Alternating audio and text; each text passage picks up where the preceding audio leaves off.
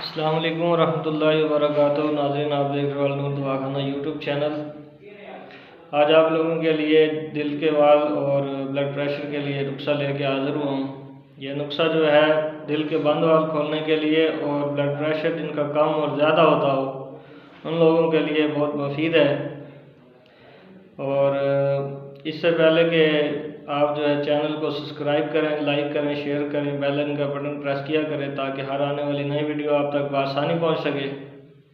नुस्खा आज का ये है नाज़रीन, नींबू का पानी लेना है आपने, अदरक का पानी लेना है आपने, और इसके अलावा जो है सिरका सेब लेना है, प्याज का और लहसुन का पानी, प्याज और लहसुन का पानी भी, और शहद। ये सारी चीज़ें आपने इनका तकरीबन ये 5-6 पानी हैं, ये सारे बराबर वज़न आपने लेकर एक बोतल में मिक्स कर लेने हैं। इनको अच्छी तरह मिक्स करके रख लेना है। 2-2 चम्मच 3 टाइम इस्तेमाल करें और ये हर उम्र के मर्द औरत के लिए मुफीद है। तकरीबन दिन में 3 मरतबा ये ग़िज़ा के बाद इस्तेमाल करें। 1 माह इस्तेमाल करने से आपके दिल का मसला होगा, दिल के बंद वाल होंगे, ब्लड प्रेशर होगा, इंशाल्लाह कंट्रोल हो जाएगा।